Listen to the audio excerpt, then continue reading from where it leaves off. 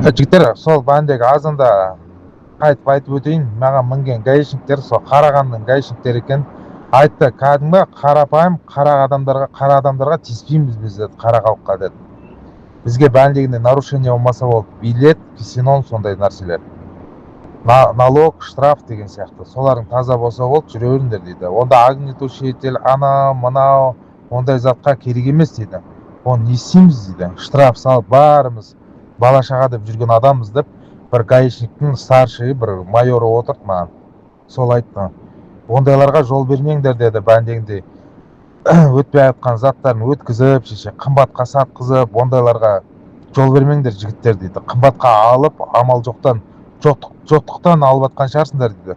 Алмай ақ қойыңдар, ондайға тиісіп жатқан жоқпыз біз дейді. Не болса да, мен білмеймін, жігіттер, әркім әртүрлі осуждать етеді ғой енді. Бірақ маған отырған ана майор кісі базар жоқ, зор айтты, ана арзан алып қымбат сататын ше. Біреу түсті деді, жыртылды деді, 1.200.000 таптым, Алматыдан алып келдім, осындай жилеттер сатып жатырмын деп мақтанып тұрады деді. 40.000 теңге штрафын салып бердім анаған деді, мақтанып тұрғанға деді. Қара халықты тонап жүрген ешек деді ананы, арам тамақ деді. Қарағандының гаишниктері айтып тұр ғой сөйтіп. Зор ма? Сосын тағы айтып өтейін. Кісіленбей сөйлесе болды дейді. Бәлдеңді түсіп алып, не болды деп ше.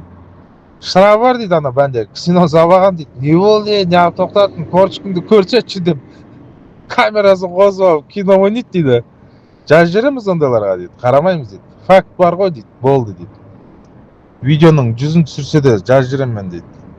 Бәлдеңді түскен кезде қарапайым кәдімгі адам көрініп тұрады дейді. Таксистерді, таксистсің ба деп айтам дейді.